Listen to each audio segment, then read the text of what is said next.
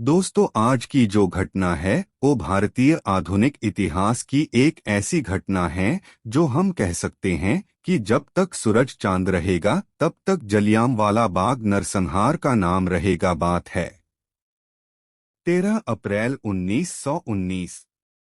ये वो दिन था जो हर भारतीय को सदियों के लिए एक गहरा जख्म दे गया।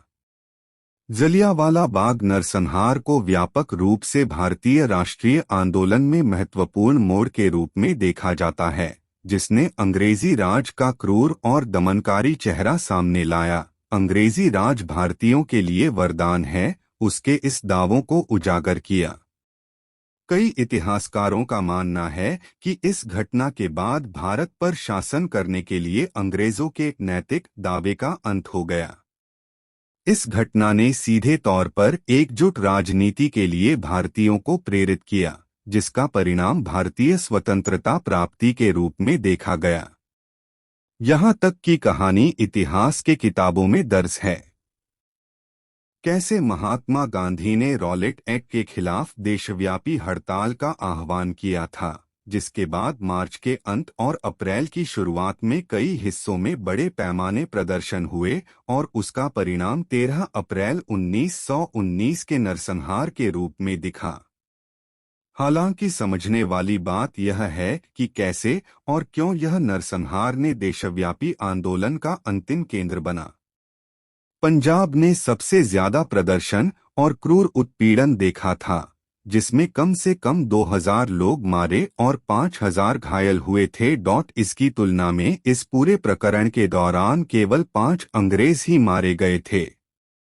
पंजाब को अंग्रेजी हुकूमत का गढ़ माना जाता था, जो इस बात पर गर्व करता था कि उसने राज्य में कॉलोनियों और रेलवे का विकास कर वहां समृद्धि लाई। भारतीय सेना में यहाँ के लोगों का योगदान भी महत्वपूर्ण था। हालांकि इस विकास के लिबास की आड़ में अंग्रेजी हुकूमत ने उन सभी उठने वाली आवाजों को क्रूरता से कुचलना चाहती थी, और यह 1857 के विद्रोह, 1870 के दशक के कूका आंदोलन और साथ ही 1914 या 15 के गद्र आंदोलन के दौरान देखने को मिला। लेफ्टिनेंट गवर्नर जनरल ओडायर का पंजाब प्रशासन 1919 से पहले ही निर्मम भर्ती की वजह से काफी अलोकप्रिय था। 1915 के गदर विद्रोह के बाद गंभीर दमनकारी नीतियां देखने को मिली। शिक्षित समूहों की आवाज दबाई जाने लगीं। आयरलैंड की जमींदार पृष्ठभूमि से आने वाले ओडायर ब्रितानी औपनिवेश के अधिकारी वर्ग से जुड़े शिक्षित लोगों, व्यापारियों और साहूकारों के खिलाफ सोच रखते थे, और वो किसी भी राजनीतिक असंतोष को पहले ही अवसर में कुचल देते थे। जनरल ओडायर को साल 1913 में पंजाब के लाला हरकिशन लाल के पीपुल्स बैंक की बर्बादी के लिए भी दोषी माना गया। इसके चलते लाहौर के व्यापारियों और खास तौर पर शहरी इलाके में रहने वाले लोगों का सब कुछ लूट गया। उनकी सारी बचत पानी फिर गया। साल 1917 से 1919 के दरमियान कीमतों में भारी उछाल आया। मजदूरी के मानकों में गिरावट आ गई। निचले पायदान पर खड़े मजदूर और पीछे धकेल दिए गए, और इसका नतीजा ये हुआ कि कामगार और कारीगर घोर तंगी में घिर गए। अमृतसर में तो मुस्लिम कश्मीरी कारीगरों के मुख्य आहार चावल की कीमत 3 गुनी बढ़ गई। इन सारी बातों का असर ये हुआ कि धीरे धीरे ही सही पर लोग लामबंद होने लगे। इन लोगों में युवा मुसलमानों के साथ साथ ब्रिटिश विरोधी मध्यम वर्गीय मुस्लिम वर्ग भी था। व्यापार और उद्योग तितर-बितर हो रहे थे।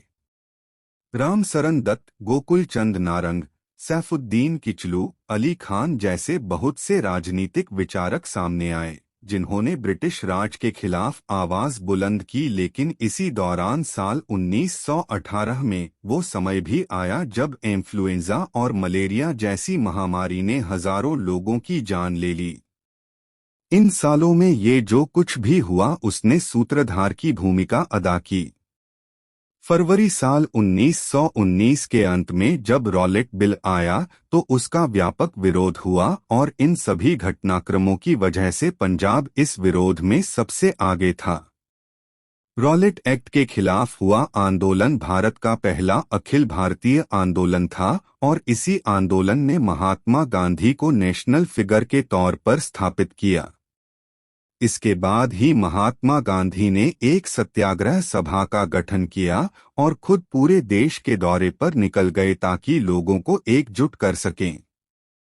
हालांकि गांधी कभी भी पंजाब का दौरा नहीं कर सके। वो पंजाब प्रांत में प्रवेश करने ही जा रहे थे, लेकिन इसके ठीक पहले 9 अप्रैल को उन्हें गिरफ्तार कर लिया गया और वापस भेज दिया गया। इसके अलावा इस प्रांत में कांग्रेस भी इतनी मजबूत नहीं थी। इसके परिणामस्वरूप यह कार्यक्रम बड़ा ही प्राथमिक स्तर का रहा और इसे कुचल दिया गया। हालांकि इससे पहले फरवरी महीने की शुरुआत में भी अमृतसर और लाहौर शहरों में सरकार विरोधी सभाएं हुई थीं।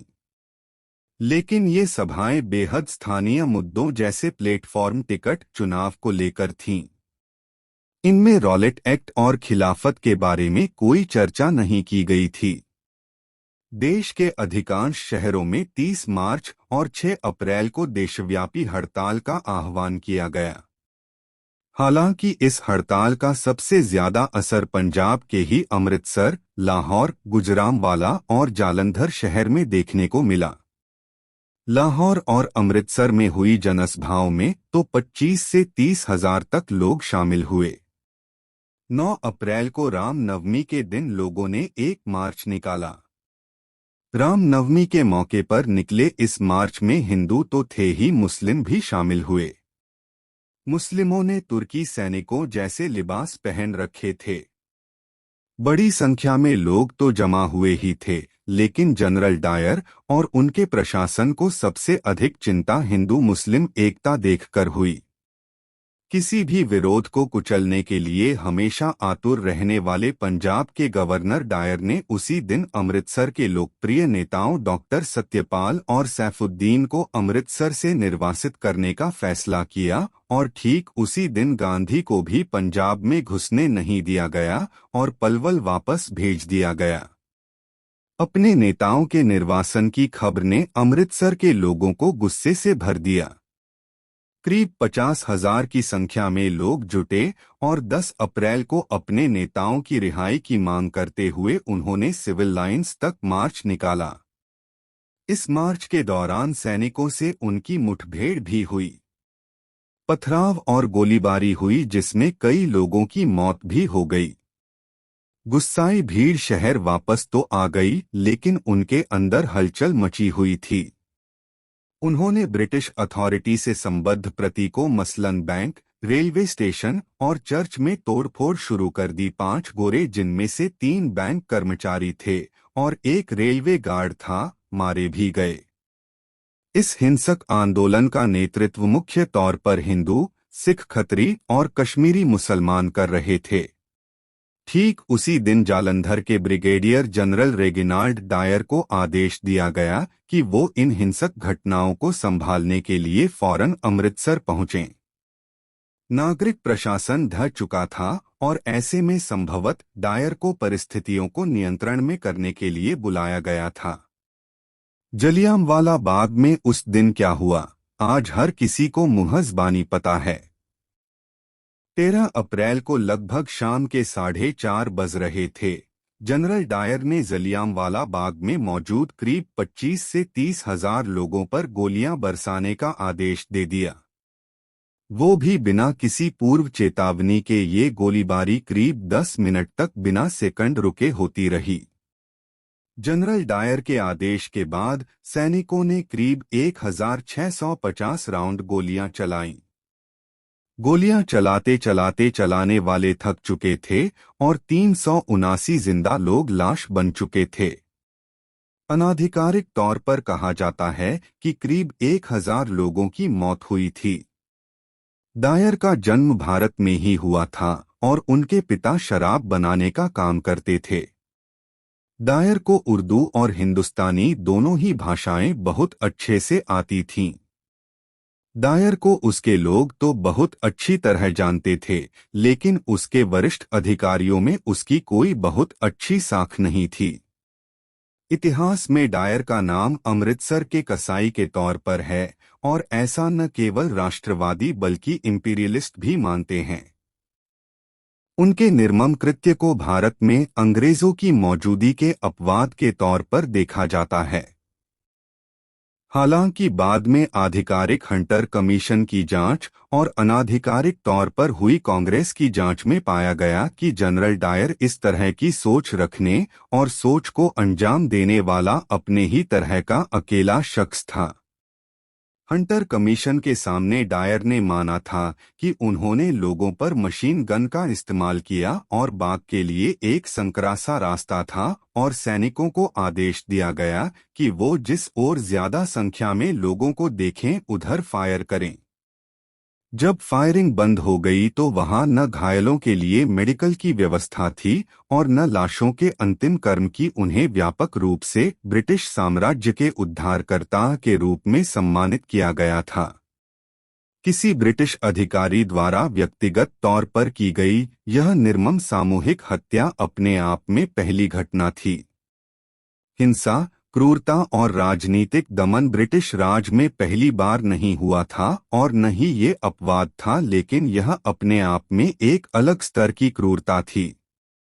जलियांवाला बाग हत्याकांड को हुए 100 साल बीत चुके हैं, लेकिन चोट पहुंचाने वाली सच्चाई यह है कि भारतीय राज्य की सीमा उसी औपनिवेशिक नींव पर खड़ी है जिसके कारण जलियांवाला बाग हुआ। लोकतंत्र, संविधान और नागरिक स्वतंत्रता होने के बावजूद राजनीतिक असंतोष के खिलाफ दमनकारी विरोध बार बार अपना सिर उठाता नजर आता है। तो दोस्तों, कैसी लगी आपको ये जानकारी? हमें कमेंट सेक्शन में जरूर बताएं।